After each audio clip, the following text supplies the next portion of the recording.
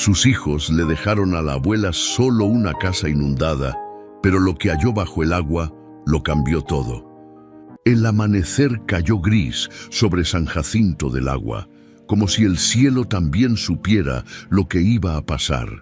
La lluvia de la noche anterior todavía escurría del tejabán, formando charcos en el patio donde doña Estela solía regar sus macetas de geranios. El viento traía ese olor que ella conocía tan bien, lodo mezclado con leña mojada, el olor de la tierra cuando está cansada de tanto aguantar. Estela se había levantado temprano, como siempre, a sus 70 y tantos años. Su cuerpo ya no le pedía permiso para despertarse con el primer rayo de luz. Se había puesto su rebozo café, el que Julián le regaló en su aniversario de bodas, y había prendido el fogón para calentar agua. Pensaba hacer café, pan dulce para el desayuno. Pensaba que sería un día como cualquier otro. Qué equivocada estaba. Oyó los pasos antes de verlos. Conocía esos pasos. Los había escuchado toda su vida. Rogelio con su caminar pesado, como si cargara el mundo en los hombros. Marta con sus tacones que siempre sonaban apurados, impacientes, y Efraín, el menor, que arrastraba un poco los pies, como si no quisiera llegar a donde iba. Salió al patio secándose las manos en el delantal. Los tres estaban ahí, parados en semicírculo, como si la estuvieran cercando, como si ella fuera un problema que necesitaban resolver. «Buenos días, les dé Dios». «Hijos», dijo, tratando de sonreír. «¿Ya desayunaron? Tengo frijoles de ayer y puedo calentar». «No venimos a desayunar, madre», la cortó Rogelio. Algo en su voz hizo que Estela sintiera un frío que no tenía nada que ver con la mañana húmeda. Rogelio traía un folder amarillo bajo el brazo, de esos que se usan para papeles importantes. Lo apretaba contra su pecho como si fuera un escudo. «Siéntese, mamá», dijo Marta, señalando una de las sillas de plástico que estaban junto a la pared. «Estoy bien parada, hija. ¿Qué pasa? ¿Pasó algo malo?» Los tres se miraron entre ellos. Fue Efraín quien bajó la mirada primero, como siempre hacía cuando las cosas se ponían difíciles. Rogelio dio un paso adelante. Abrió el folder y sacó unos papeles. Estela alcanzó a ver sellos, firmas, letras chiquitas que desde lejos no podía leer bien. «La casa se vende», dijo Rogelio, sin mirarla a los ojos. «Ya no hay lugar para usted aquí». Las palabras le cayeron como piedras. Estela sintió que las piernas se le aflojaban, pero se obligó a mantenerse firme. Apretó el rebozo contra su cuello, ese gesto que hacía desde niña cuando necesitaba sentirse protegida. «¿Cómo que se vende? Esta es mi casa, es la casa de su padre, de su abuelo». «Era», la interrumpió Marta cruzándose de brazos. «Ya hablamos con un licenciado. Los papeles están en regla. La casa se vende y punto». Pero yo vivo aquí. ¿A dónde voy a ir?», Rogelio señaló hacia el oriente, donde la laguna crecida brillaba entre los árboles. «Hay una casita allá, junto a la laguna. Está vacía. Puede quedarse ahí mientras arreglamos todo esto de la venta». «La casa vieja del ejido, pero esa casa está casi en el agua, Rogelio, con las lluvias, el barro. Tiene techo», dijo Marta con esa voz seca que usaba cuando ya había tomado una decisión. «Es temporal, madre. Después veremos qué hacemos». «Después veremos». Esas palabras le dolieron más que todo lo demás. Le dolieron porque sabía en lo más hondo de su corazón que ese después nunca iba a llegar. Que para sus hijos ella ya era un estorbo que había que quitar del camino. «Denme aunque sea tiempo de empacar mis cosas», susurró. «Las fotos de su padre, mis santos, la ropa». «No hay tiempo, mamá», dijo Rogelio, guardando los papeles en el folder. «Los compradores vienen mañana a ver la casa. Necesitamos que esté vacía. Mañana, pero... Mire, no haga esto más difícil de lo que ya es». Marta se ajustó la bolsa en el hombro. Como si ya estuviera lista para irse. «Le vamos a dar una ayuda cada mes, no la vamos a dejar en la calle, pero la casa se vende. Ya está decidido. Estela los miró uno por uno, buscó en sus caras algo, cualquier cosa que le dijera que esto era una broma pesada, una pesadilla de la que iba a despertar. Pero Rogelio tenía esa mirada dura que le recordaba tanto a cuando era niño y hacía berrinche por no salirse con la suya.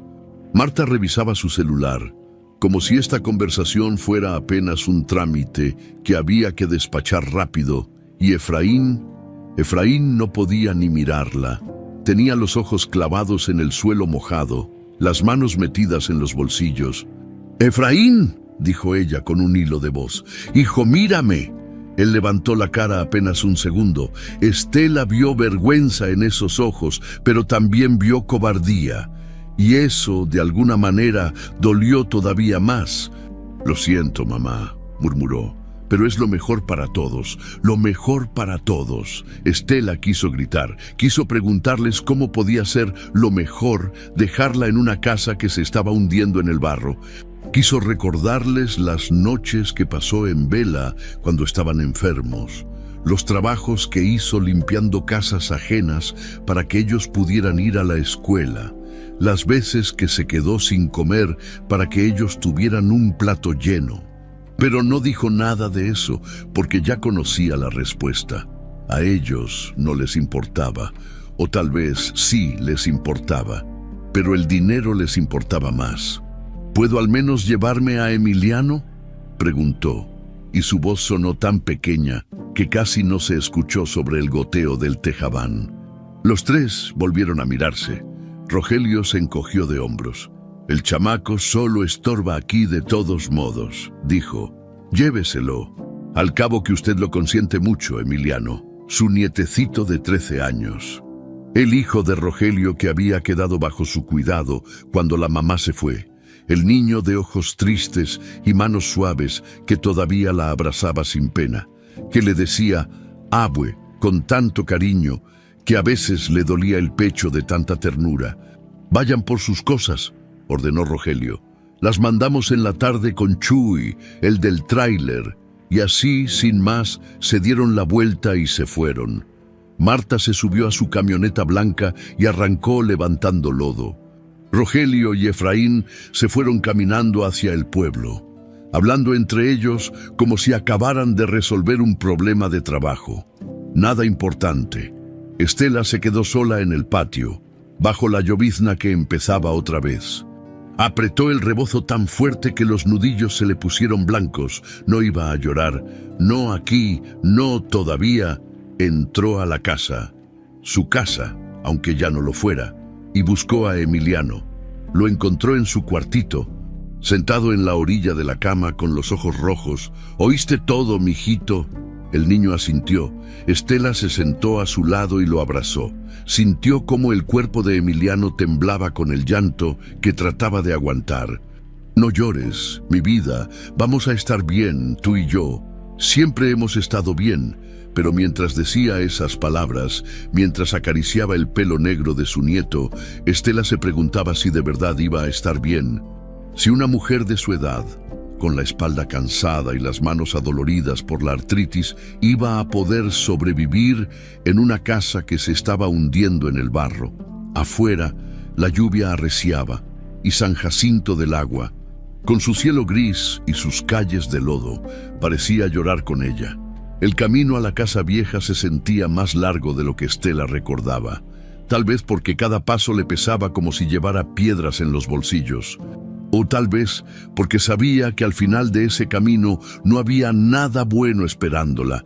Caminaba despacio, con Emiliano a su lado, cargando una bolsa con ropa y un par de cobijas que Chuy les había traído en la tarde.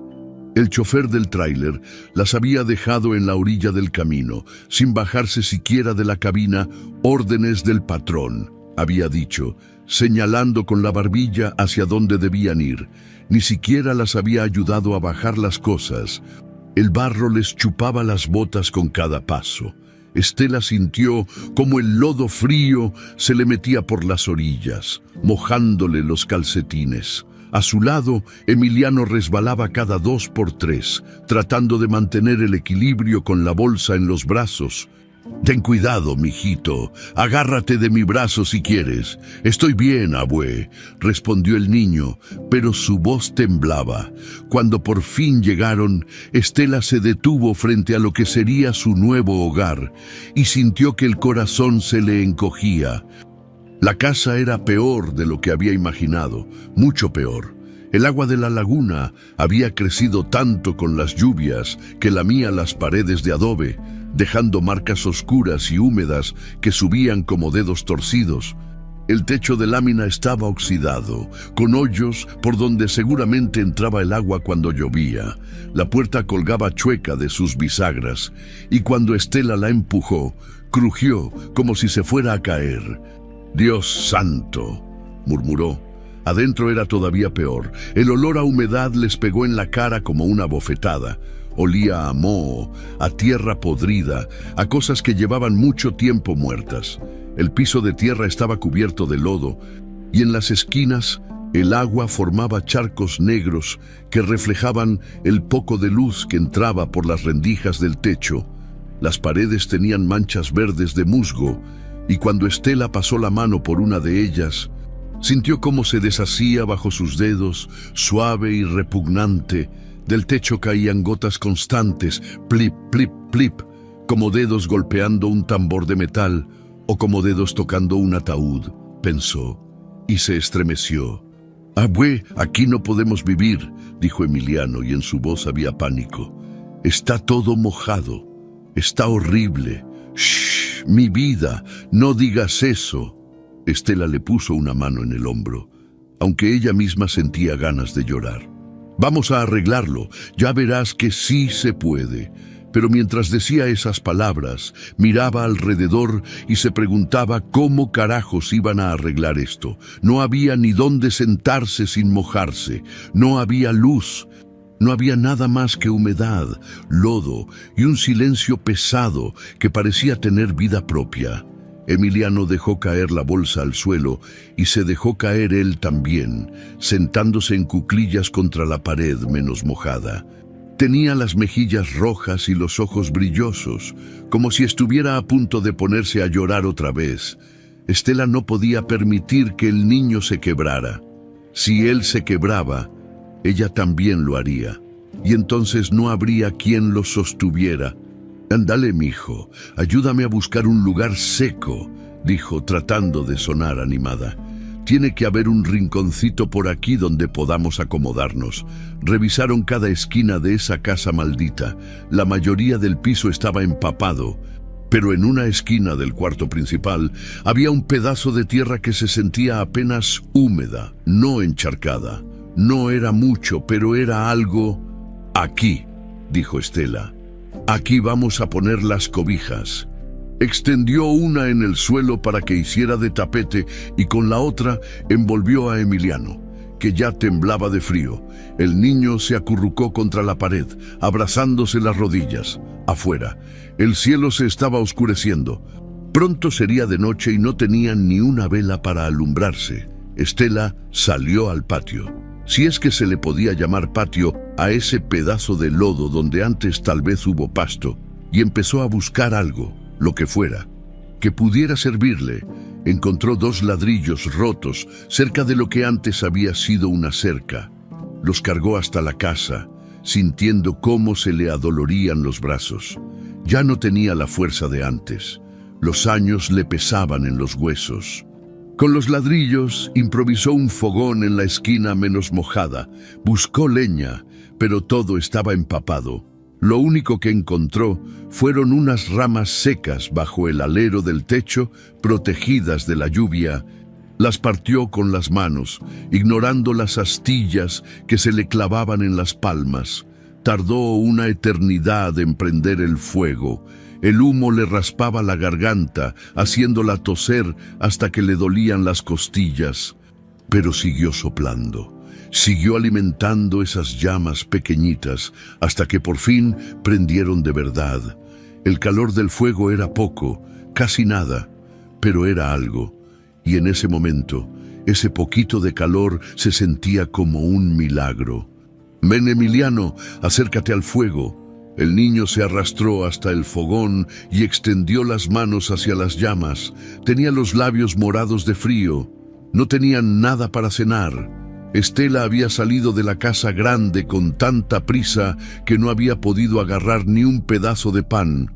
Miró a su nieto que temblaba envuelto en la cobija y sintió una rabia tan grande que le quemaba el pecho.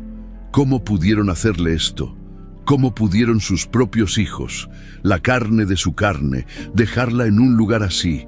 Un golpe en la puerta la sacó de sus pensamientos. Estela se tensó. ¿Quién podía ser a estas horas? Abrió con cuidado.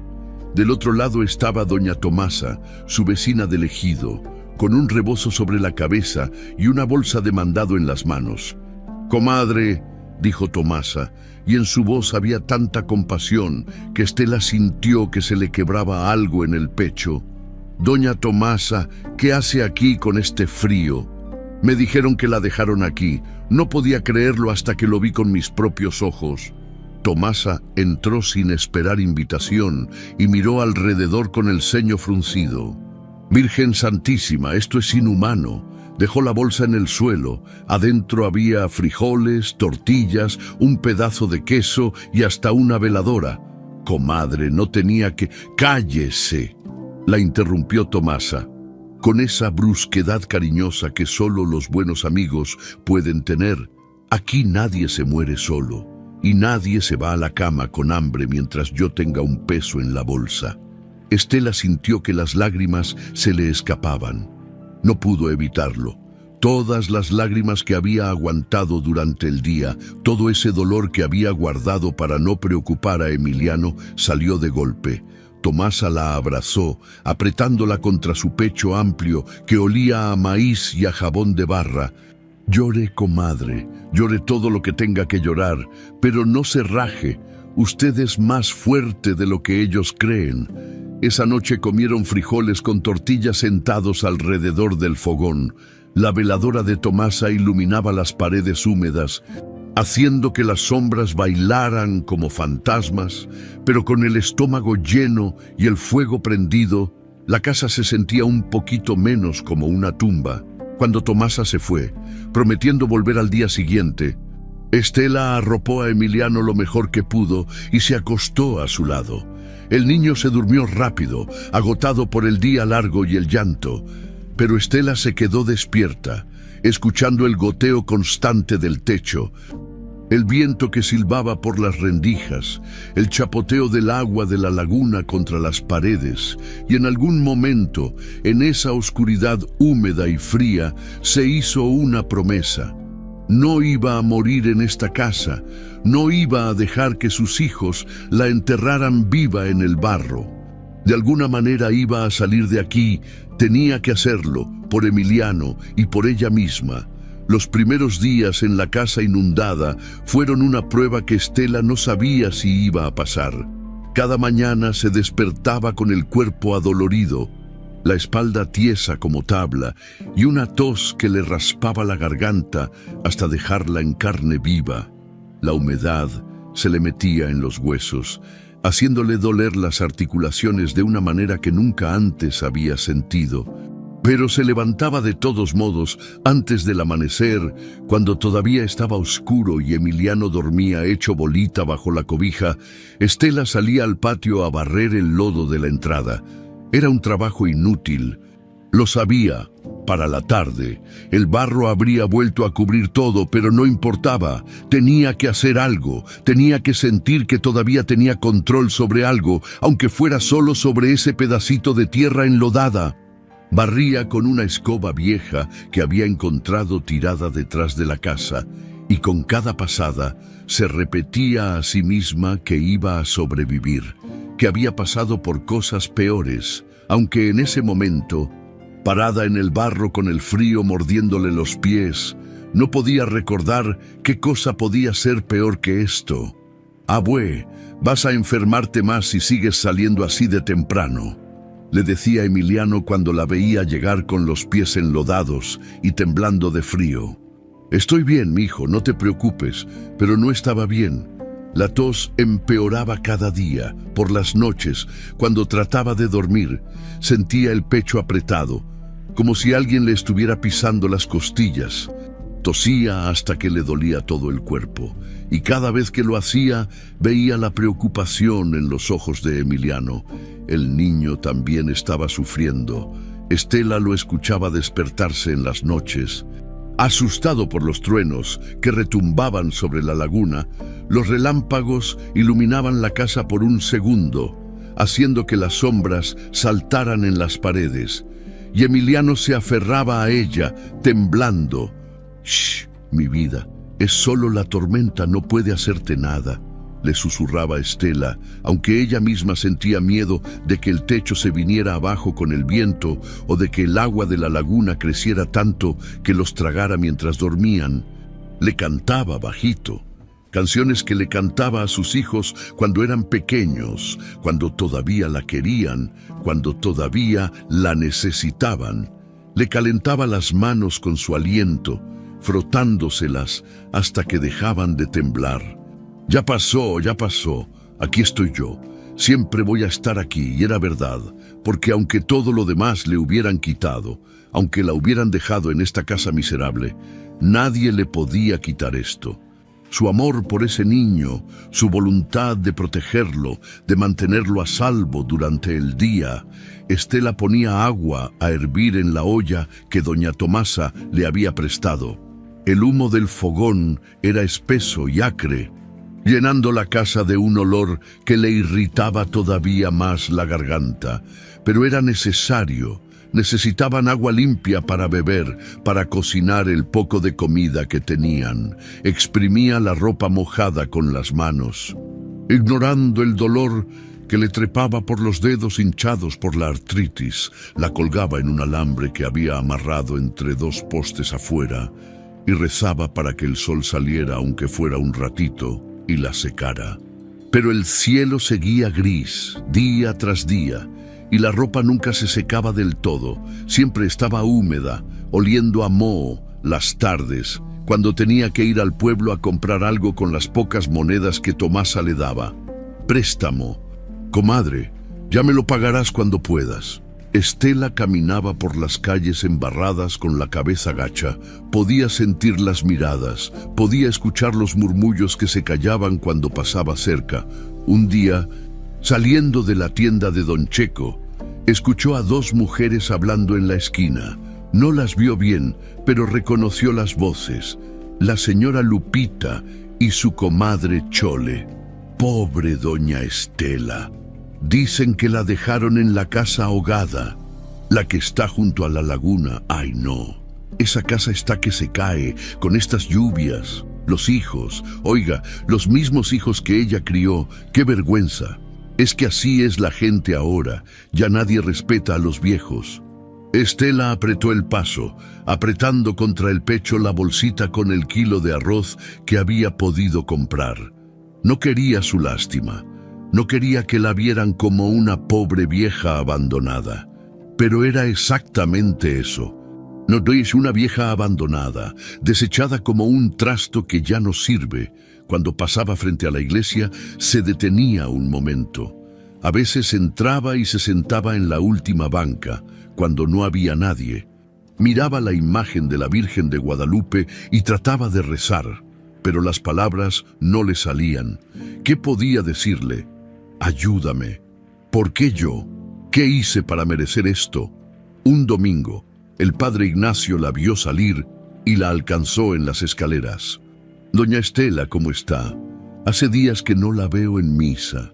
Aquí andamos, padre, luchándole. El padre era un hombre joven, de unos 40 años, con lentes redondos y una sonrisa amable. La miró con preocupación.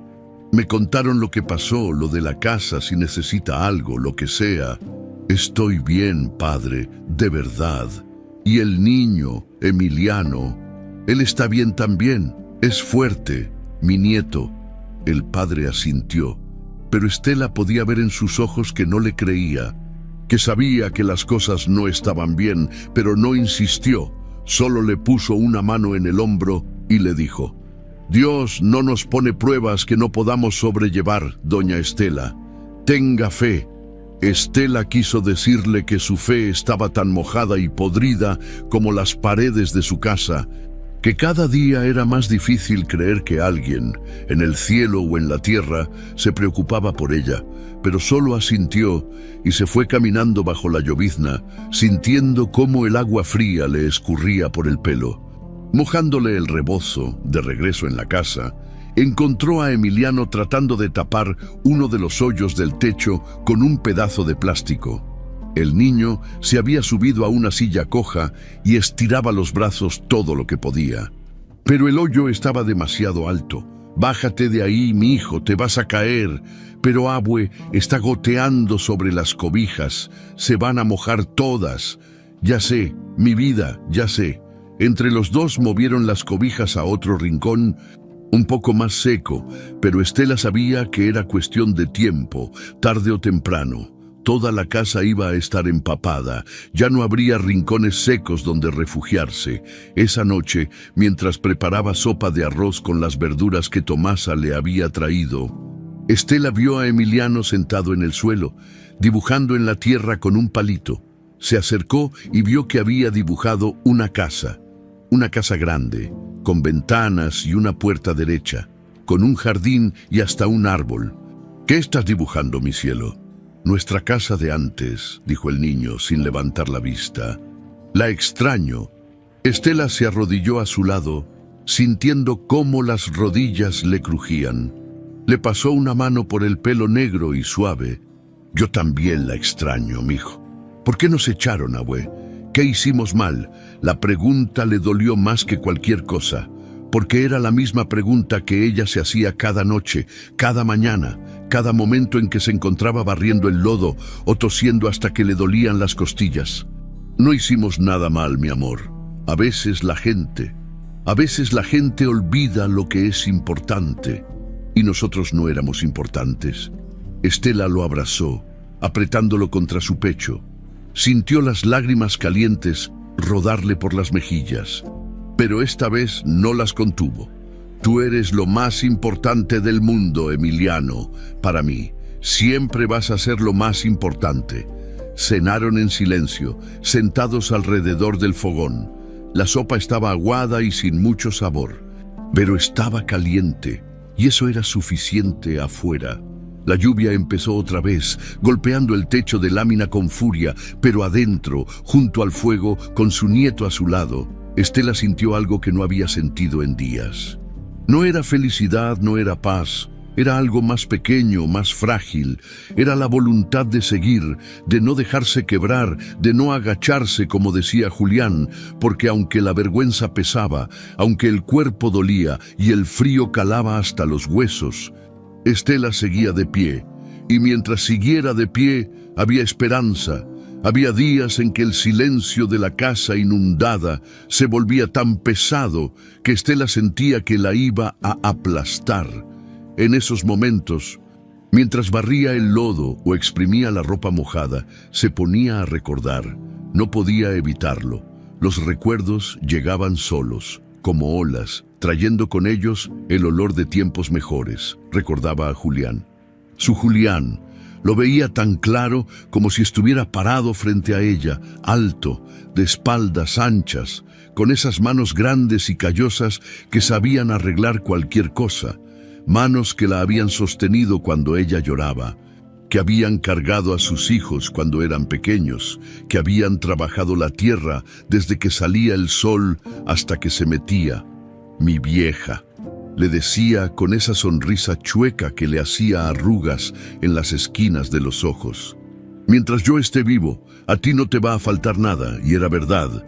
Julián había trabajado como burro toda su vida para que a ella y a los niños no les faltara el pan. Se había roto la espalda en el campo. Había aceptado trabajos pesados que otros rechazaban. Había aguantado humillaciones de patrones malvividos, todo para que su familia tuviera un techo y comida en la mesa. Estela se detuvo en medio de la sala encharcada, con la escoba en la mano, y cerró los ojos.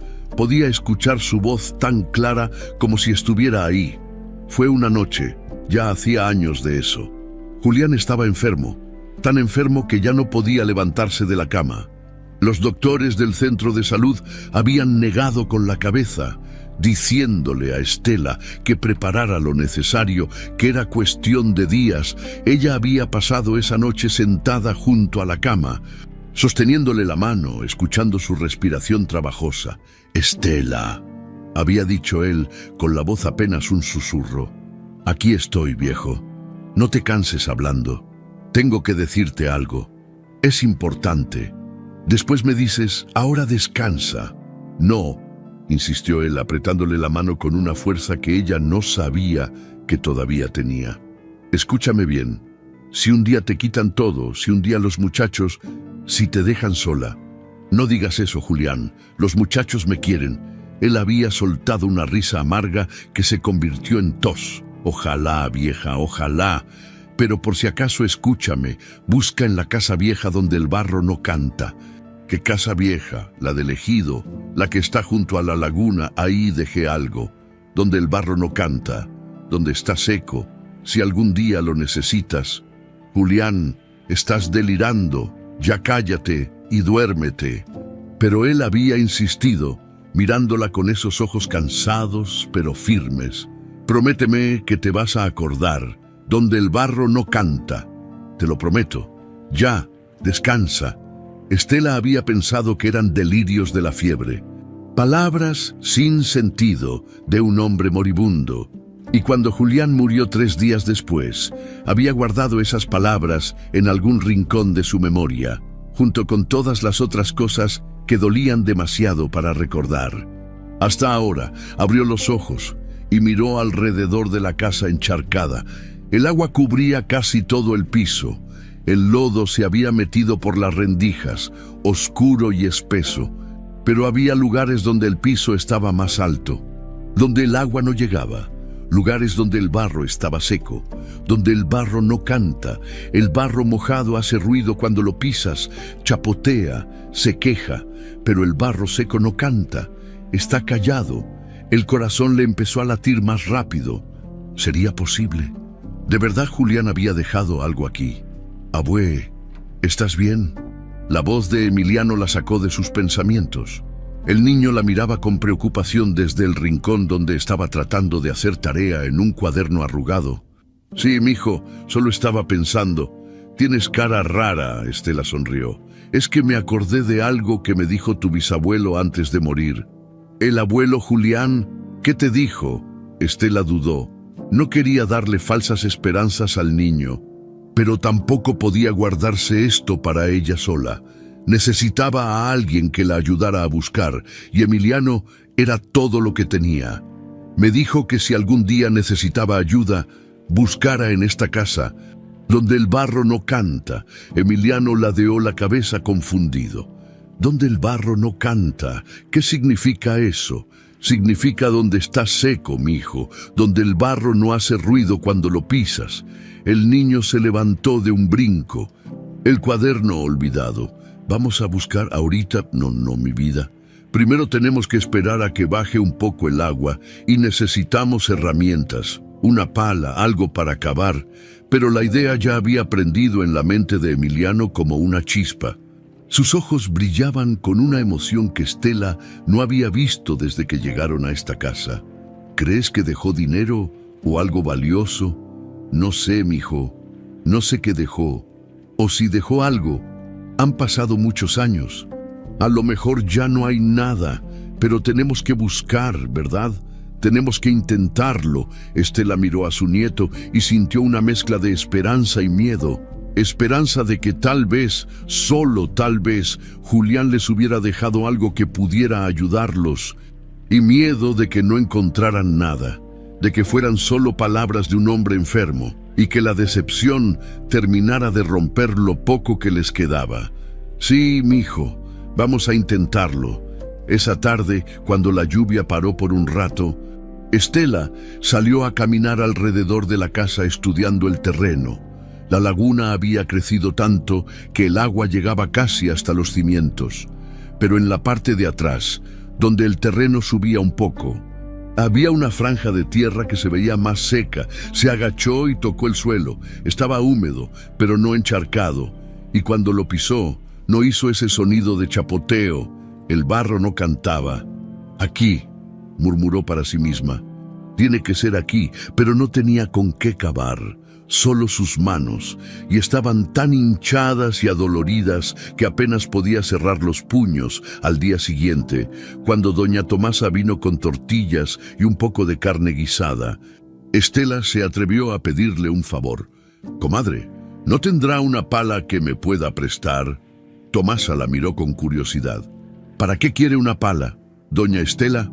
Para arreglar unas cosas aquí en la casa».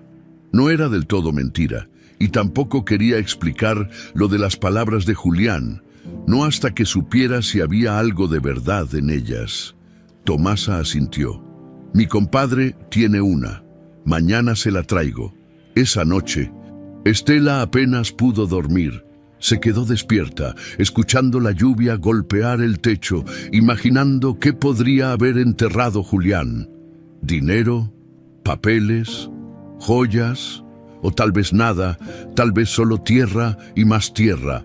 Pero tenía que saber, tenía que intentarlo, porque en ese momento esa pequeña esperanza era lo único que tenía. Era lo único que la mantenía de pie, lo único que le daba fuerza para levantarse cada mañana y seguir luchando.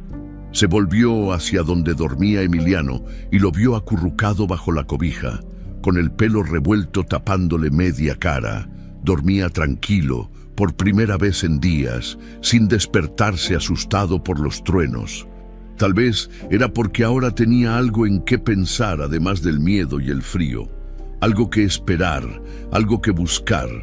Estela cerró los ojos y por primera vez en semanas rezó de verdad, no con palabras vacías, sino con todo el corazón. «Julián, mi viejo, si de verdad dejaste algo aquí, ayúdame a encontrarlo, por favor, por nuestro nieto, por mí, ayúdame».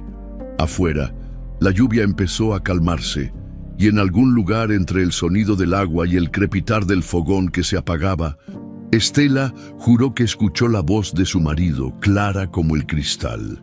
«Tú no te agaches, tú vales». Apretó el rebozo contra su pecho y dejó que las lágrimas rodaran por sus mejillas. Pero esta vez no eran lágrimas de dolor, eran lágrimas de esperanza. Doña Tomasa trajo la pala al día siguiente, tal como prometió. Era una pala vieja, con el mango medio astillado y la hoja oxidada, pero serviría. «Aquí está, comadre. Mi compadre dice que se la puede quedar todo el tiempo que necesite». «Dios se lo pague, doña Tomasa, de verdad».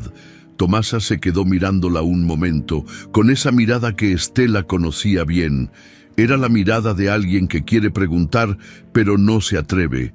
«¿Está segura de que está bien?» «Se ve muy cansada». «Estoy bien, solo es la tos, ya se me va a quitar». Pero no era solo la tos. Era el cansancio de dormir en el suelo húmedo, de comer apenas lo suficiente para no morirse de hambre, de pelear cada día contra el frío y la humedad. Era el cansancio de sentirse desechada, olvidada. Cuando Tomasa se fue, Estela agarró la pala y salió al patio trasero, donde el barro no cantaba. Emiliano la siguió como una sombra, con los ojos brillantes de emoción. «Aquí vamos a cavar, abue, aquí mero, mijo». Estela clavó la pala en la tierra. El primer golpe le arrancó un gemido, le dolió la espalda, los brazos, las manos, pero siguió. Cavó otra palada y otra y otra. «Déjame ayudarte, abue». «No, mi vida, esto lo hago yo». Pero después de 10 paladas tenía que parar. Le dolía tanto la espalda que sentía que se le iba a partir en dos. Se quedó ahí parada, doblada sobre la pala, tratando de respirar. «Abue, por favor, déjame a mí un ratito». Estela le pasó la pala. Emiliano cavó con toda la fuerza que tenía un niño de 13 años. No era mucha, pero ayudaba entre los dos, turnándose cuando uno se cansaba. Fueron haciendo un hoyo. El sol empezó a bajar. El hoyo ya tenía medio metro de profundidad y todavía no habían encontrado nada, solo tierra. Piedras, raíces podridas. A lo mejor no hay nada, abue, dijo Emiliano, limpiándose el sudor de la frente. A lo mejor, pero seguimos buscando. Estela volvió a agarrar la pala. Le dolían los dedos de tanto apretar el mango. Tenía ampollas en las palmas, pero no iba a parar. No podía. Clavó la pala otra vez, y esta vez el sonido fue diferente. No era el sonido suave de la tierra. Era algo más duro, algo que sonaba a metal. El corazón le dio un brinco. Emiliano, trae el palo, rápido. El niño corrió a buscar un palo largo que habían visto por ahí y volvió corriendo. Entre los dos empezaron a raspar la tierra con las manos. Con el palo, con lo que fuera, y ahí estaba, una esquina de tela encerada, café y sucia, pero claramente puesta ahí a propósito, enterrada con cuidado. ¿Qué es eso, abue? No sé, mijo, ayúdame a sacarlo. Cavaron alrededor con más cuidado ahora. No querían romper lo que fuera que estuviera envuelto en esa tela. Poco a poco fueron descubriendo más. Era un bulto del tamaño de una caja de zapatos. Envuelto en la tela encerada y amarrado con mecate, Estela metió las manos en el hoyo, ignorando el dolor, y jaló. El paquete salió con un sonido húmedo, chorreando lodo. Lo puso en el suelo y se quedó mirándolo, con el corazón latiéndole tan fuerte que sentía que se le iba a salir del pecho. «Ábrelo, abue, ándale». Las manos le temblaban tanto que apenas podía deshacer los nudos del mecate. Estaban duros, apretados por los años y la humedad. Tuvo que usar los dientes para aflojarlos. Por fin logró desenvolver la tela. Adentro había una caja de lámina, oxidada en las orillas pero sellada con cera de vela, de la que se usa en la iglesia. Estela rompió el sello con los dedos. La tapa estaba dura, pero con un poco de fuerza se abrió con un chasquido. Adentro, envueltos en hule, había papeles, muchos papeles.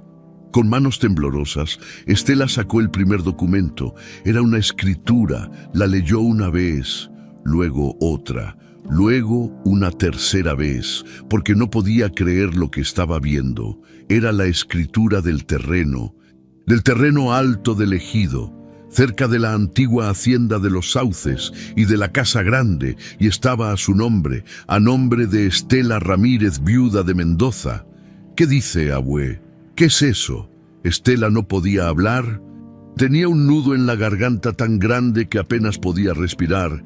Sacó el siguiente papel. Era un testamento, firmado ante notario, con sellos y todo. El testamento de Julián. En él decía, con letras claras y firmes, que todo, la casa, el terreno, todo, estaba a nombre de Estela, que solo ella podía vender, que los hijos recibirían su parte después de su muerte, no antes, que nadie, absolutamente nadie, podía quitarle lo que era suyo.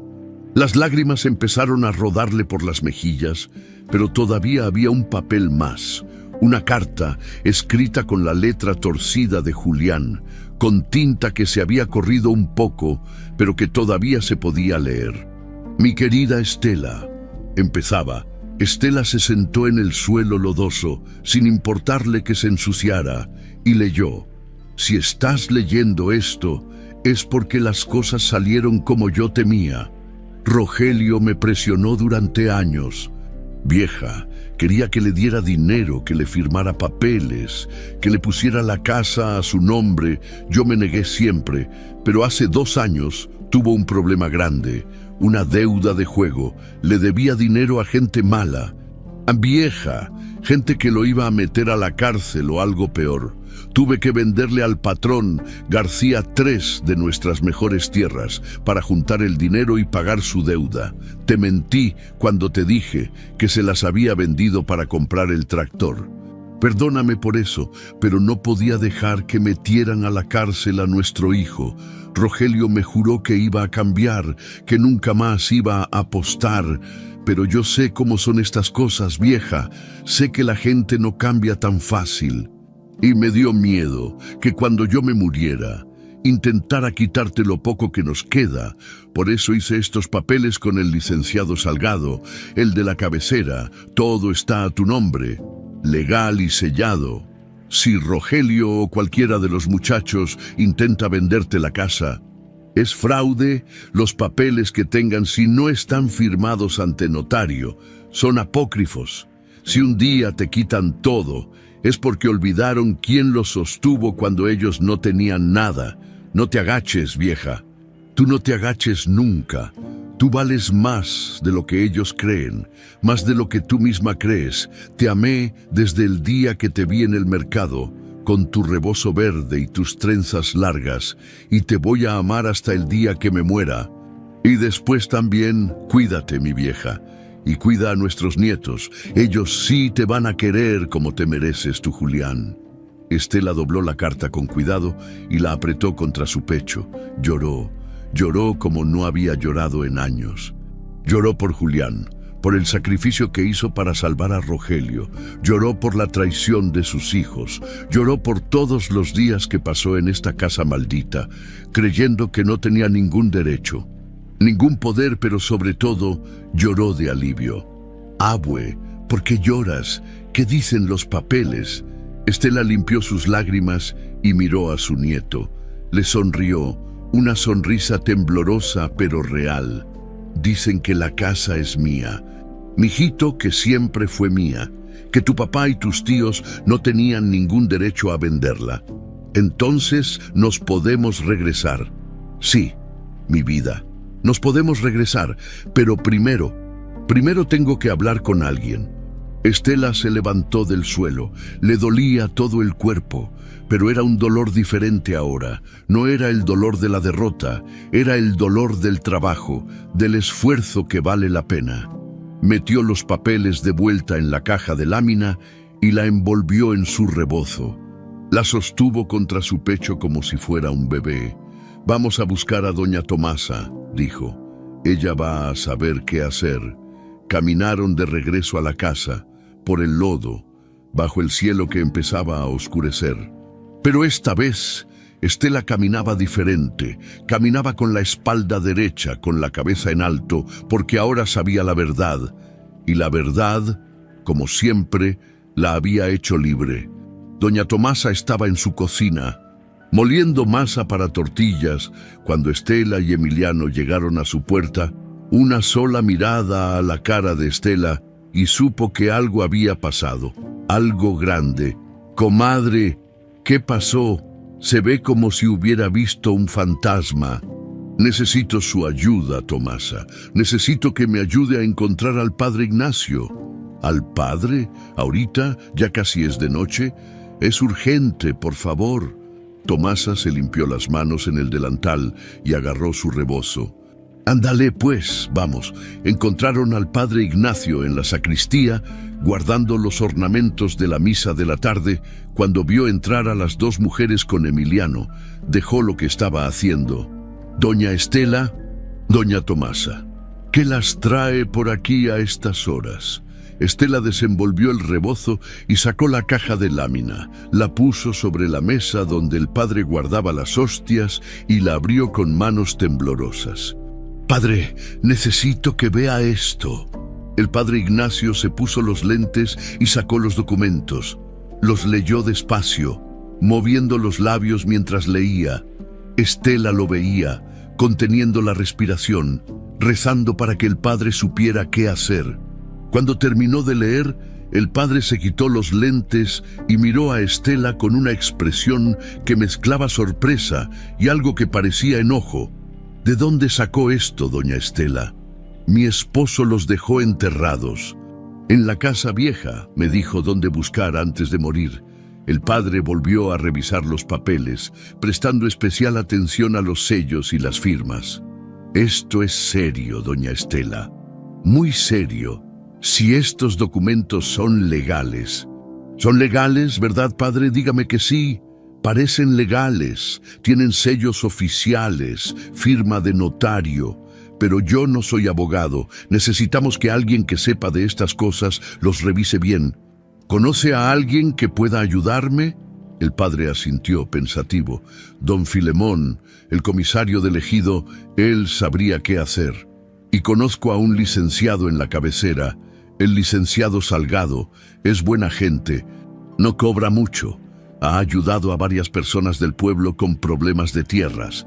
El mismo licenciado Salgado que firmó el testamento, el mismo.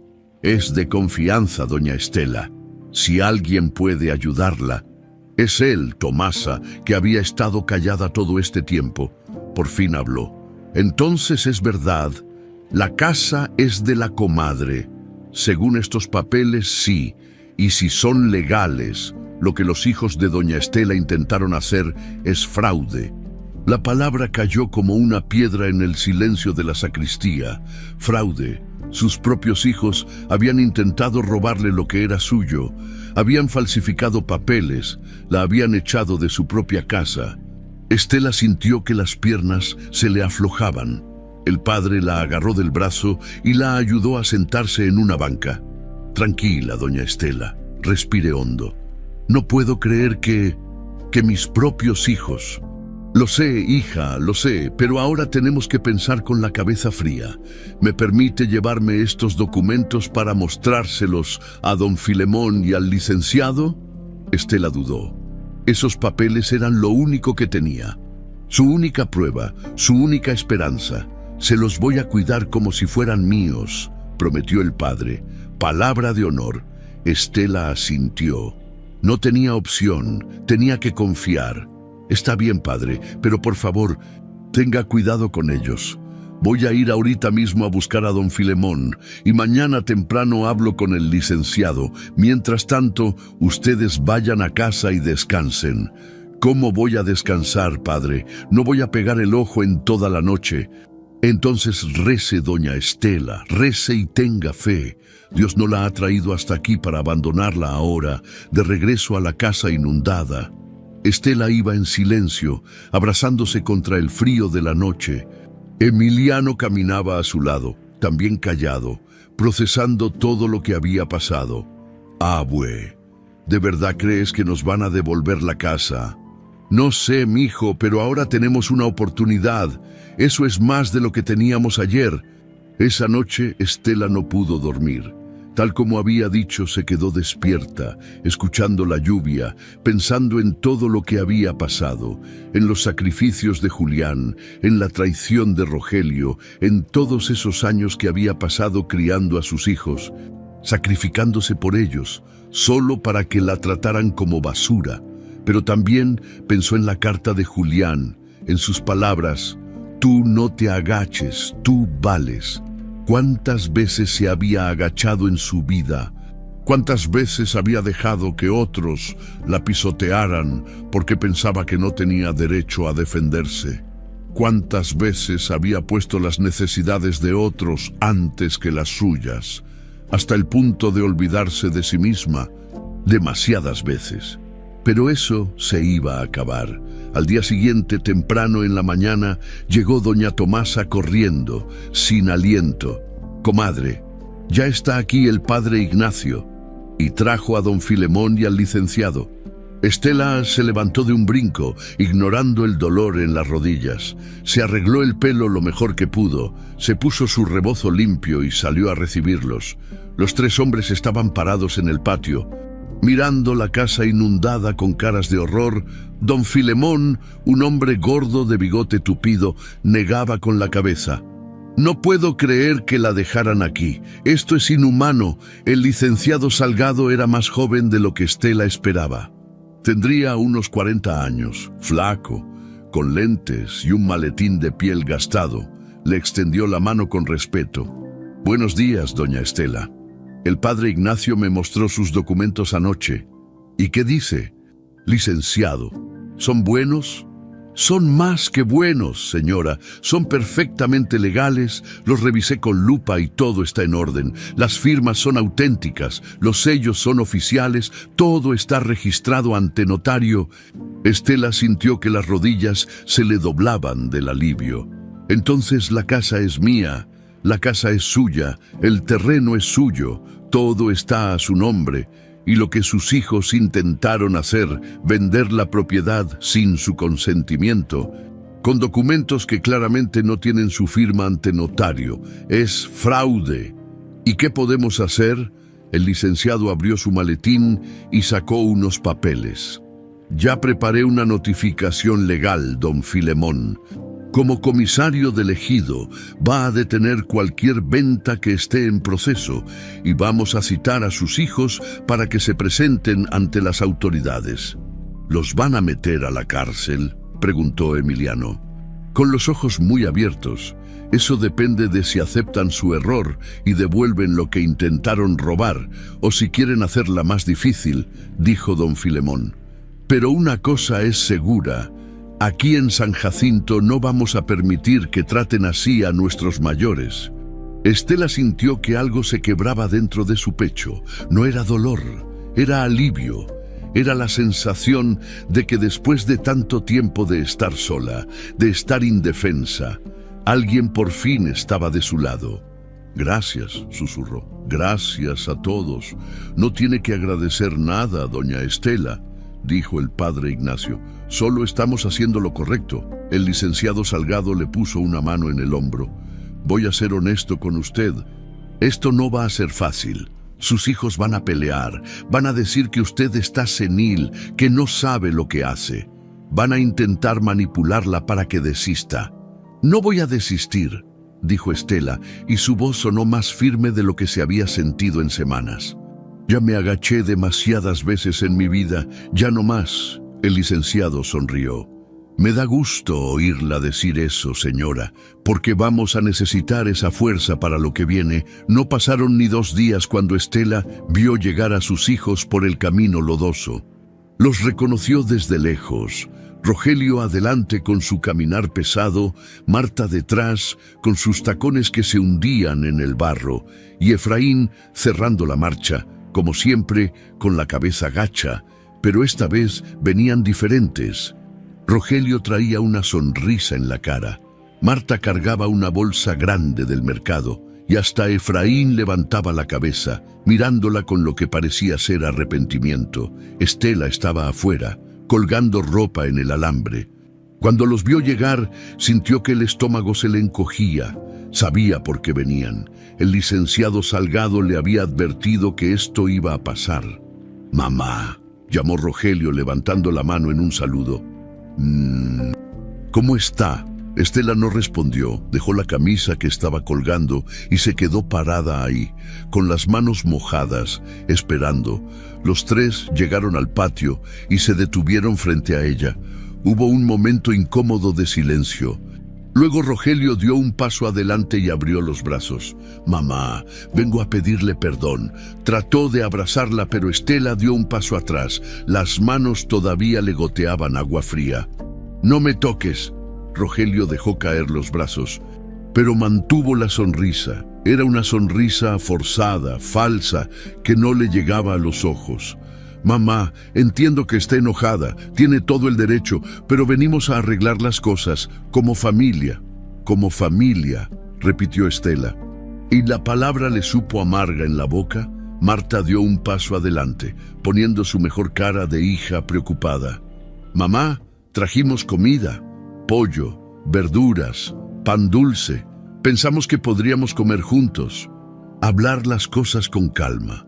«¿Hablar qué cosas? Pues lo del malentendido», dijo Marta mirando de reojo a Rogelio. «Nosotros no sabíamos que usted tenía esos papeles. De haberlo sabido». «¿De haberlo sabido qué?», interrumpió Estela. «¿No me hubieran echado, no me hubieran dejado en esta casa que se cae a pedazos?» «Fue un error, mamá», dijo Rogelio. «Un error que queremos remediar, Efraín, que había estado callado todo este tiempo». Por fin habló. Su voz temblaba. «Perdónanos, mamá, por favor. Lo que hicimos estuvo mal, muy mal, pero somos tu familia, tu sangre». Estela los miró uno por uno, vio las sonrisas falsas, las miradas calculadoras, las palabras ensayadas, y sintió algo que nunca había sentido por sus hijos: desprecio. «¿Dónde estaban ustedes cuando me moría de frío aquí?», preguntó, y su voz salió más fuerte de lo que esperaba. ¿Dónde estaban cuando tosía hasta que me dolían las costillas? ¿Dónde estaban cuando su hijo, Rogelio, cuando Emiliano lloraba de miedo cada noche? Mamá, no, ahora me toca hablar a mí. Estela dio un paso hacia ellos y para su sorpresa fueron ellos los que retrocedieron. Ustedes me trataron peor que a un perro. Me quitaron mi casa, mis cosas, mi dignidad. Me dejaron aquí para que me muriera callada y no les estorbara. No queríamos que se muriera, mamá, dijo Marta y hasta sonó ofendida. Solo pensamos que... ¿Qué pensaron? Que era tan tonta que no me daría cuenta. Que era tan débil que no iba a pelear. Rogelio cambió de táctica. La sonrisa desapareció y puso cara seria, de hombre de negocios. Mire, mamá, seamos realistas. Usted está mayor, no puede cuidar sola esa casa grande. Es mucho trabajo, mucho gasto. Lo mejor sería venderla y... ¿Y qué? ¿Repartirse el dinero mientras yo me pudro aquí? No, lo que yo pensaba es que podríamos vender la casa y con ese dinero ponerla en un lugar bonito, cómodo, un asilo de esos buenos, donde la cuiden bien. Estela se rió. Fue una risa amarga, sin alegría. ¿Un asilo? ¿Es en serio, Rogelio? Son muy bonitos ahora, mamá. Tienen enfermeras, comida caliente todos los días, hasta televisión en los cuartos. Ya basta, lo cortó Estela. Ya basta de mentiras. No son mentiras, mamá, insistió Marta. De verdad queremos lo mejor para usted. Si quisieran lo mejor para mí, no me hubieran dejado aquí. Efraín se adelantó. Con lágrimas en los ojos, Estela se preguntó si eran reales o también actuadas. Mamá, por favor, déjenos arreglar esto. Podemos resolver todo en familia, sin abogados, sin escándalos. No tiene que ser así. ¿Cómo tiene que ser entonces, Efraín? Usted nos perdona, nosotros la llevamos de vuelta a la casa y arreglamos los papeles como Dios manda, todos firmamos, todos de acuerdo y ya no más problemas. ¿Firmar qué papeles? Rogelio sacó unos documentos de su chamarra. Estela los reconoció. Eran papeles de venta de propiedad. Solo necesitamos que firme aquí, mamá. Es solo para que todo quede legal. Para protegerla a usted también. Para protegerme. Estela sintió la rabia subir por su garganta como bilis. Rogelio, ¿de verdad crees que soy tan pendeja? Mamá, no hable así. Voy a hablar como se me dé la gana. Y no voy a firmar nada. La cara de Rogelio se puso roja. Mamá, no haga esto difícil. Esos papeles que encontró, sí, están a su nombre, pero nosotros somos sus hijos. Tenemos derechos también. Tienen derechos cuando yo me muera. Así lo dice el testamento de su padre. Hasta entonces no tienen nada. Marta se cruzó de brazos y toda su actuación de hija preocupada se evaporó. Está cometiendo un error, mamá. Si esto va a juicio, va a quedar como la mala. La mamá que no quiere darles nada a sus hijos. Prefiero quedar como la mala que como la pendeja. No le vamos a permitir que nos deje sin nada, explotó Rogelio. Trabajamos esa tierra tanto como usted. Trabajaron. ¿Cuándo, Rogelio? Cuando estabas apostando el dinero que tu padre ganaba con su sudor, cuando estabas metiéndote en deudas que él tuvo que pagar vendiendo tierra. Se hizo un silencio pesado.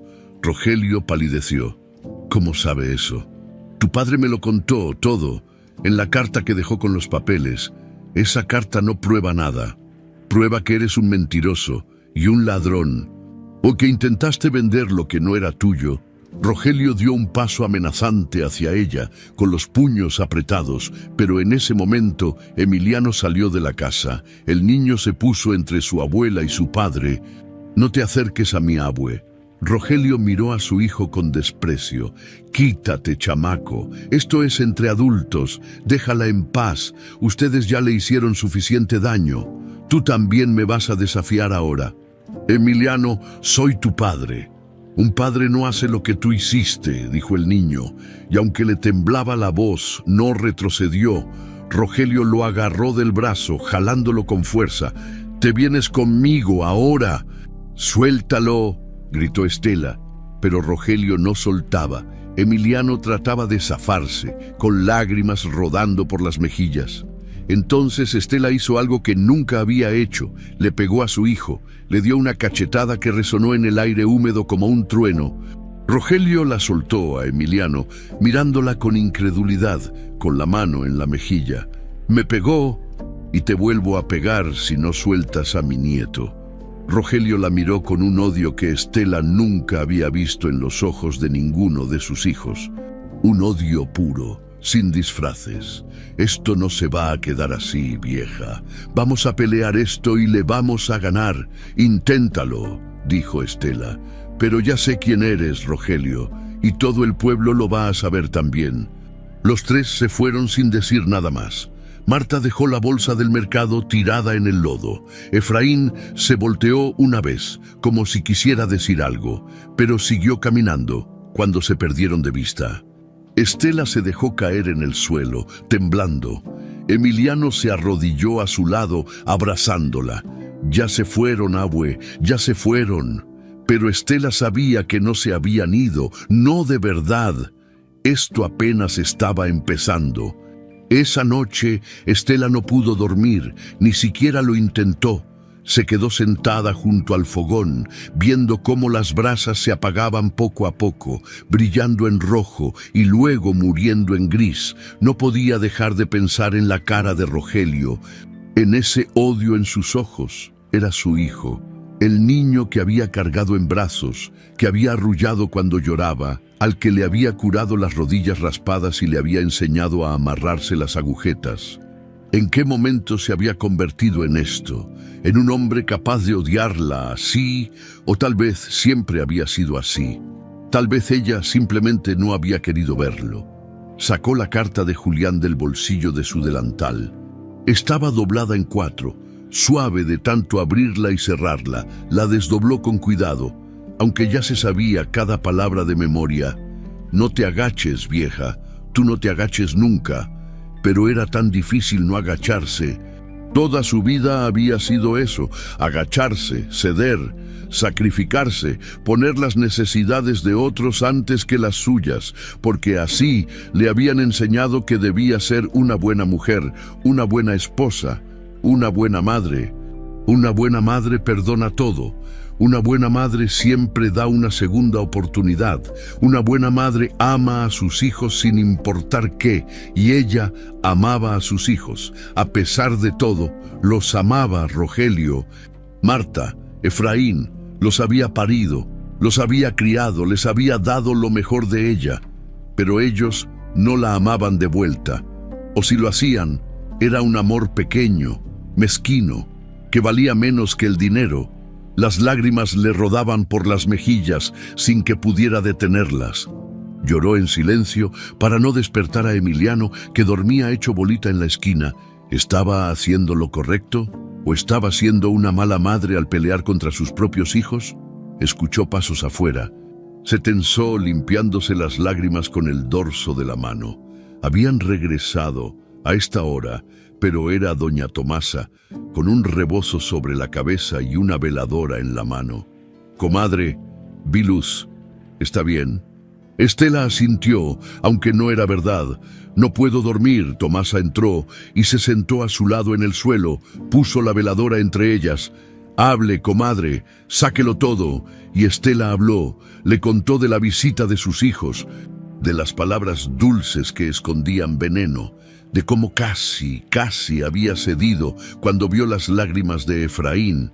Por un momento pensé: son mis hijos, tal vez si les doy otra oportunidad. ¿Y luego qué pasó? Luego Rogelio sacó los papeles para que yo firmara y les diera todo. Tomasa negó con la cabeza. «No cambian, comadre. La gente así no cambia. Pero son mis hijos, y usted es su madre». «Pero eso no significa que tenga que dejarse pisotear». Estela se quedó callada, mirando el fuego. Tomasa le puso una mano en el hombro. «Escuche, comadre, yo también soy madre. Tengo 4 hijos, ya lo sabe, y los amo con todo mi corazón. Pero si alguno de ellos me hiciera lo que le hicieron a usted...» Apretó la mandíbula. El amor de madre no significa ser pendeja.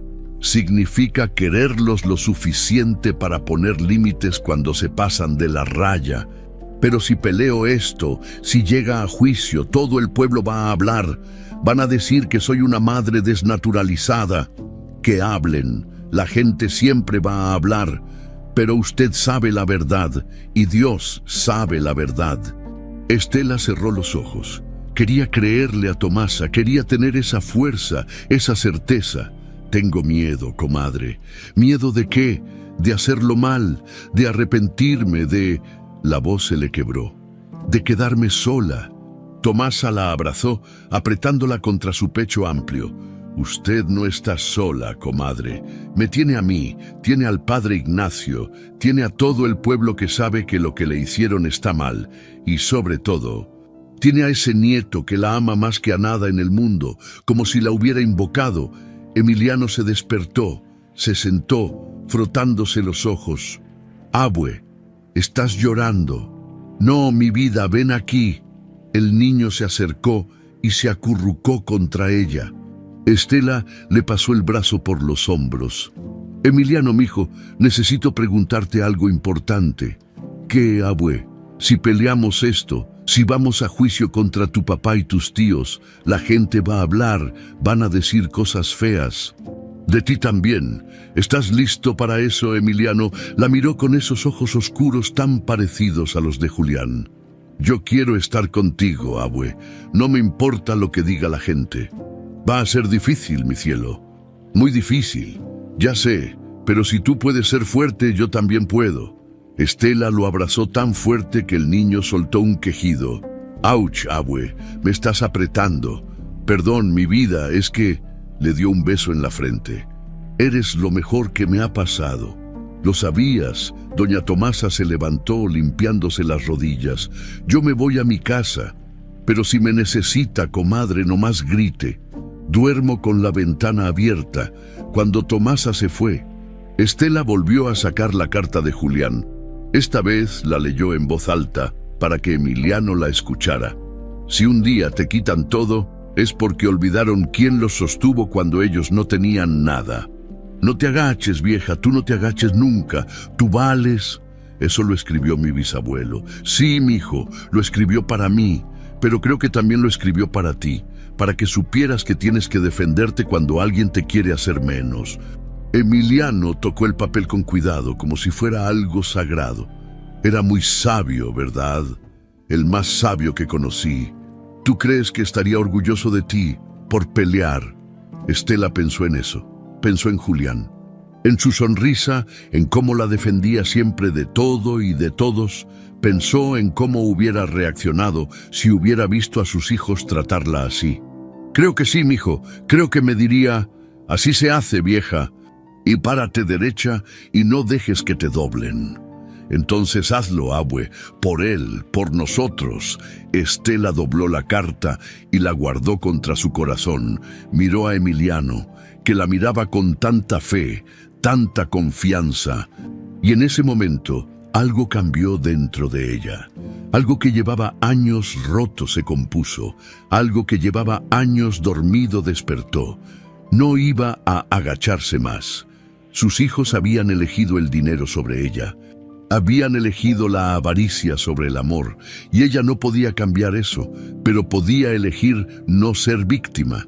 Podía elegir pelear, podía elegir su propia dignidad. «Mañana voy a ir con el licenciado Salgado», dijo, y su voz sonó firme. «Voy a decirle que siga adelante con todo, que no voy a echarme para atrás. En serio, mijo». Emiliano la abrazó, y esta vez fue él quien apretó fuerte. «Te quiero mucho, abue, y yo a ti, mi cielo, y yo a ti». Esa noche, por primera vez en semanas, Estela durmió profundo. Soñó con Julián. En el sueño, estaban jóvenes otra vez, bailando en la plaza del pueblo como hacían antes de casarse. «Lo estás haciendo bien, vieja», le decía él sonriendo. «Tengo miedo, Julián». «Lo sé, pero el miedo no significa que no seas valiente, significa que estás viva». Cuando despertó, El sol entraba por las rendijas del techo. Era la primera vez en días que el cielo estaba claro. Se levantó, se lavó la cara con el agua fría de la cubeta y se puso su mejor vestido, el azul, el que Julián le había regalado en su último cumpleaños juntos. «¿A dónde vas, abue?», preguntó Emiliano, todavía medio dormido. «A pelear, mijo», respondió ella, acomodándose el rebozo. «A pelear por lo que es mío». Y por primera vez en mucho tiempo, Estela se sintió completa. La plaza de San Jacinto del Agua estaba más llena de lo normal para un martes por la tarde. La gente había salido de sus casas, de sus trabajos, de sus tiendas, porque la noticia se había regado como pólvora. Iban a resolver el asunto de doña Estela y sus hijos. Don Filemón había mandado poner una mesa bajo el kiosco de la plaza. Ahí estaban él, el licenciado Salgado, el padre Ignacio y el secretario del ejido con una libreta para tomar notas.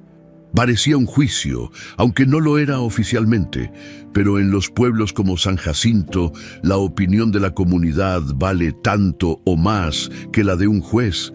Estela llegó caminando despacio, con Emiliano a su lado y doña Tomasa atrás. Como una guardaespaldas, llevaba el vestido azul y el rebozo limpio. Había trenzado su pelo con cuidado esa mañana. Aunque le temblaban las manos, la gente la miraba pasar, algunos con lástima, otros con curiosidad, unos cuantos con respeto. Doña Chole le hizo una seña con la cabeza, don Checo de la tienda le sonrió, la señora Lupita le apretó el brazo al pasar. «Ánimo, doña Estela, aquí la apoyamos». Esas palabras le dieron fuerza. No estaba sola, el pueblo estaba con ella. Se sentó en la silla que el padre Ignacio le ofreció. Emiliano se quedó parado detrás de ella, con las manos en el respaldo de la silla. «¿Nerviosa, comadre?», le susurró Tomasa. «Muerta de miedo», admitió Estela. «Pues no se le nota». Unos minutos después llegaron Rogelio, Marta y Efraín. Venían vestidos de domingo, como si fueran a una boda. Rogelio traía camisa blanca y sombrero nuevo. Marta se había puesto un vestido rojo y tacones altos que se hundían en la tierra. Efraín iba de traje, sudando como si estuviera en un horno. Cuando vieron a toda la gente reunida, se detuvieron. Rogelio miró alrededor con cara de molestia. «¿Qué es esto? Pensé que era una reunión privada». «En el ejido no hay reuniones privadas», dijo don Filemón.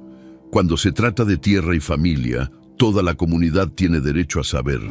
«Esto es un circo», protestó Marta. «Siéntense», ordenó don Filemón señalando 3 sillas del otro lado de la mesa. «O váyanse, ustedes deciden». Los 3 se sentaron, aunque Rogelio lo hizo de mala gana. Aventando el sombrero en la silla vacía junto a él, don Filemón carraspeó y se puso de pie.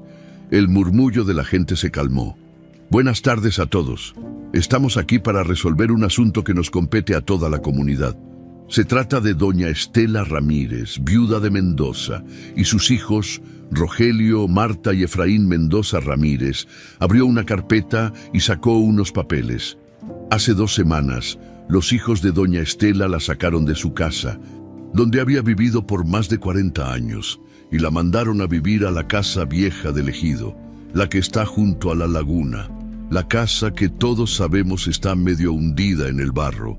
Hubo murmullos entre la gente. Alguien gritó: «¡Qué vergüenza!». Rogelio se puso rojo. «Esa casa es de la familia, teníamos derecho». «Déjeme terminar», lo cortó don Filemón.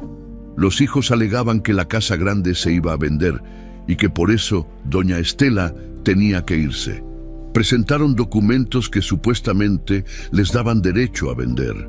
El licenciado Salgado se levantó y tomó la palabra. «Esos documentos son falsos, o mejor dicho, son apócrifos. Las firmas no están ante notario. No tienen sellos oficiales, son papeles sin valor legal». «Eso es mentira», gritó Marta. «Mi papá nos dejó esa casa a nosotros.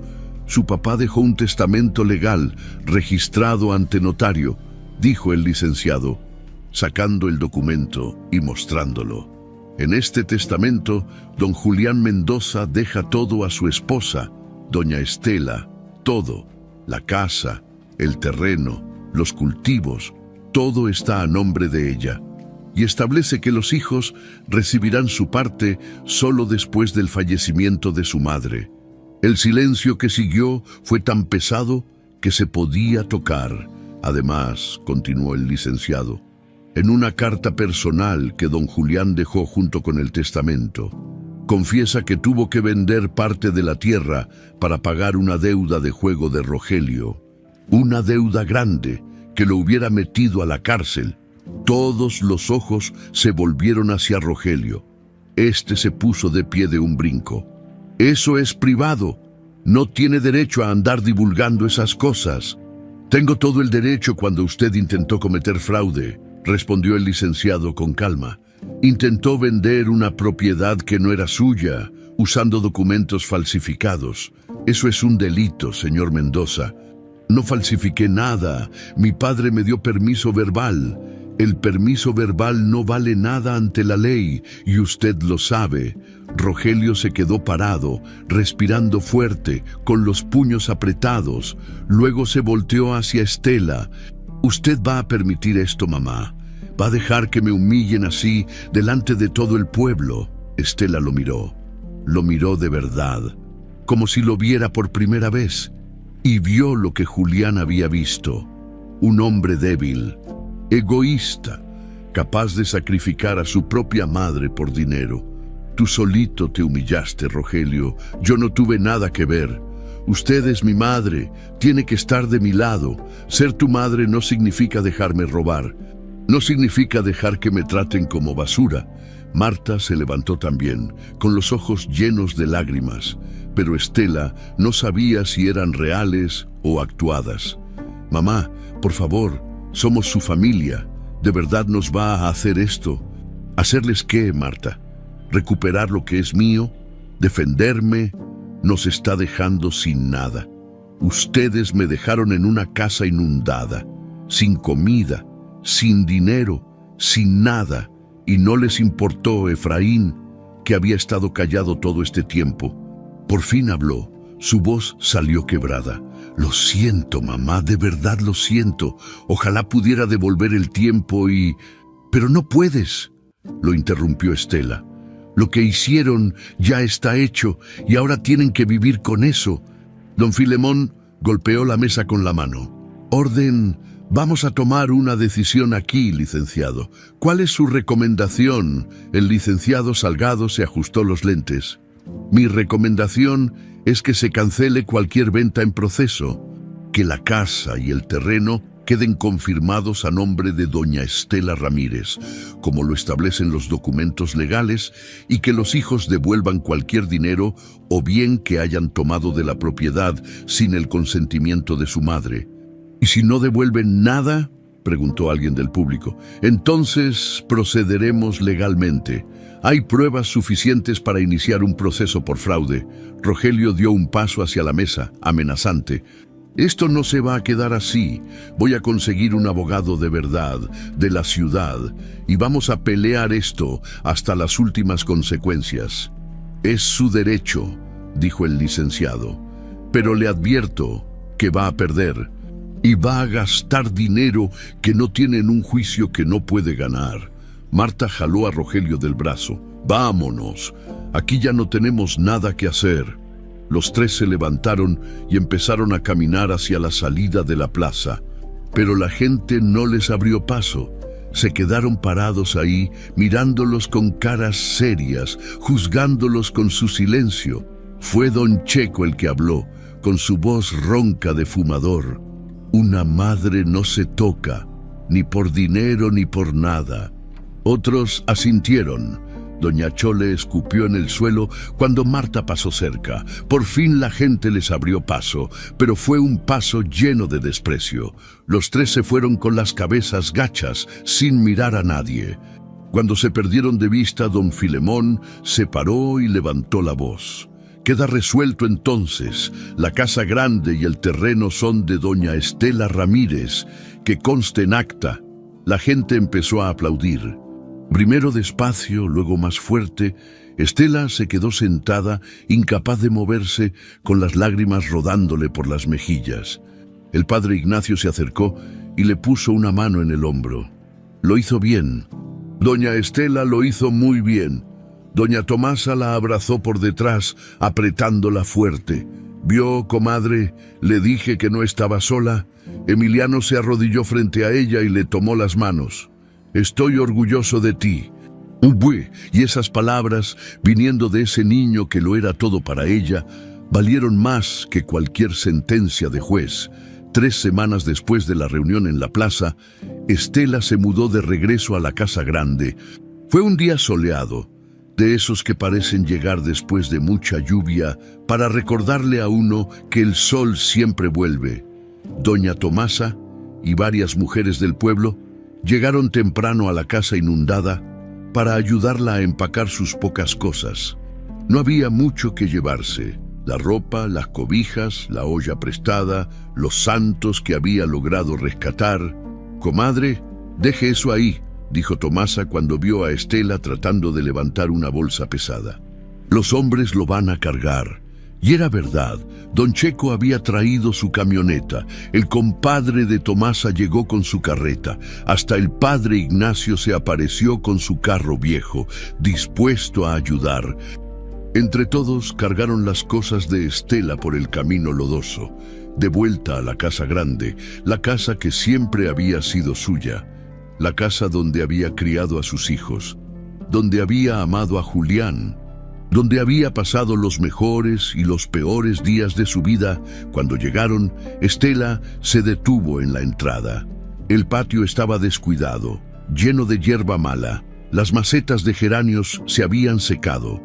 Pero seguía siendo su casa, seguía siendo su hogar. «Ándale, comadre», la animó Tomasa. «Entre, es suya». Estela cruzó el umbral. El aire dentro olía a cerrado, a abandono. Había polvo en los muebles, telarañas en las esquinas, pero estaba seco, estaba firme, tenía techo sólido y paredes que no chorreaban agua. Se le escapó un sollozo. Emiliano la abrazó por la cintura.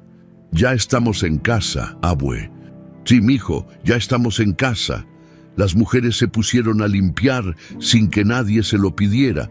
Barrieron, trapearon, sacudieron. Doña Chole trajo cubetas de agua limpia.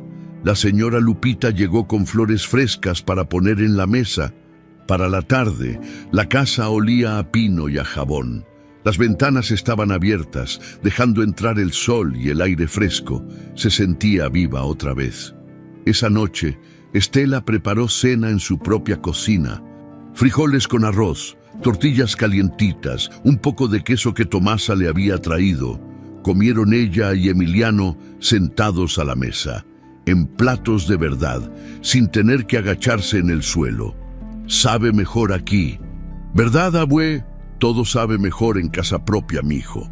Después de cenar, Estela salió al patio. La noche estaba clara, llena de estrellas. Se sentó en los escalones de la entrada, donde tantas veces se había sentado con Julián a ver el atardecer.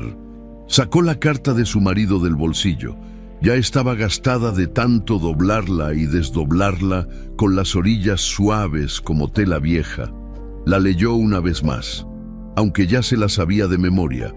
«Tú no te agaches. Tú vales». «Ya oíste, viejo», murmuró al cielo estrellado.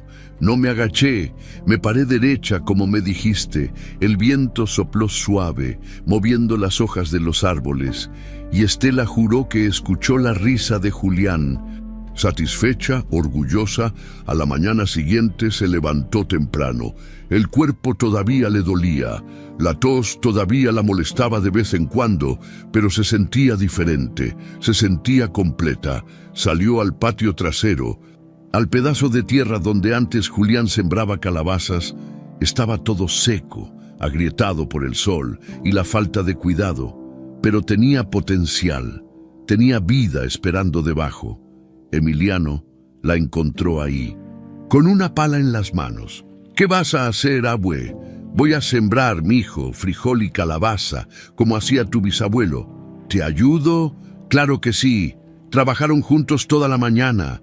Estela le enseñaba a Emiliano cómo hacer los surcos, cómo poner las semillas a la profundidad correcta, cómo cubrirlas con tierra sin apretar demasiado. Y si no crecen, abue, van a crecer. Mi vida, solo necesitan tiempo, agua y paciencia, como nosotros. ¿Verdad? Estela se detuvo apoyándose en la pala y miró a su nieto. Tenía tierra en las mejillas y una sonrisa en los labios. Ya no era el niño asustado que lloraba con los truenos.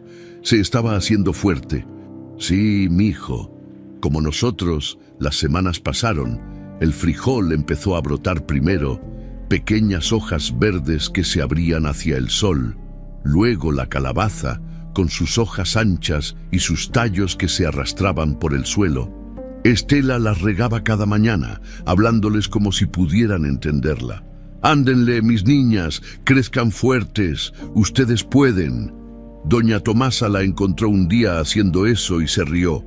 «Comadre, se está volviendo loca, hablando con las plantas. Las plantas crecen mejor cuando les hablas con cariño, mi Julián me lo enseñó. Y es verdad, mírelas, se ven sanas o no». Y era verdad, las plantas crecían hermosas, verdes y fuertes. De sus hijos no supo nada en esas semanas. Rogelio nunca consiguió el abogado de la ciudad, o si lo consiguió, le dijo que no tenía caso. Marta se había mudado a otro pueblo, según le contaron. Efraín seguía en San Jacinto, pero no se acercaba a la casa. Lo veía a veces en el mercado, pero él bajaba la mirada y se iba por otro camino. Le dolía, no iba a mentir, le dolía haber perdido a sus hijos de esa manera. Pero había ganado algo más importante, se había ganado a sí misma. Un domingo, después de misa, el padre Ignacio se acercó a ella. «Doña Estela, quería decirle algo. Dígame, padre, lo que usted hizo, defenderse así, ha inspirado a mucha gente en el pueblo. Hay otras mujeres, otras personas mayores que estaban siendo maltratadas por sus familias y ahora se están defendiendo también». Estela se llevó la mano al pecho. «De verdad, padre, de verdad, usted les enseñó que uno puede ser viejo y todavía tener dignidad, que el amor no significa dejarse pisotear. Yo no hice nada especial, padre, solo me defendí». Eso es exactamente lo especial. Hija que se defendió esa tarde. Sentada en el patio viendo crecer sus plantas, Estela pensó en todo lo que había pasado, en el dolor, en la humillación, en el miedo, pero también en la fuerza que había encontrado dentro de sí misma. Una fuerza que no sabía que tenía. La casa inundada seguía ahí, junto a la laguna. Estela podía verla desde su patio cuando miraba hacia el oriente. Ya no le daba miedo, ya no le dolía. Era solo una casa vieja, medio hundida en el barro. Era una cicatriz. Pero las cicatrices solo prueban que uno sobrevivió. Emiliano salió corriendo de la casa con un papel en la mano. «Abue, abue, mira, saqué 10 en el examen de matemáticas». «¿De verdad, mi cielo? ¡Qué orgullo!». El niño se sentó a su lado en los escalones. «Es que ahora puedo concentrarme mejor. Ya no tengo miedo en las noches. Ya no me duele el estómago de hambre». Estela le pasó el brazo por los hombros. «¿Eres feliz, mi hijo?». «Sí, abue. ¿Y tú?». Estela miró alrededor, el patio con sus plantas creciendo, la casa sólida y seca detrás de ellos, el cielo azul arriba, su nieto a su lado, sano y sonriente. «Sí, mi vida, soy feliz». Y era verdad, a pesar de todo, o tal vez por todo, era feliz. Esa noche, antes de dormir, Estela se arrodilló junto a su cama. No había rezado de verdad en mucho tiempo, pero ahora sentía la necesidad. «Gracias, Diosito, por darme fuerza, por ponerme gente buena en el camino, por Julián, que me dejó las herramientas que necesitaba para defenderme, y por Emiliano, que me da razón para seguir cada día». Se acostó en su cama, en su casa, con el techo firme sobre su cabeza, y por primera vez en meses durmió toda la noche sin despertarse. Afuera, El viento movía las hojas de las plantas de calabaza. Las semillas que había plantado seguían creciendo, fuertes y verdes, porque eso hacen las semillas cuando se plantan en suelo propio. Crecen, y eso era exactamente lo que Estela estaba haciendo.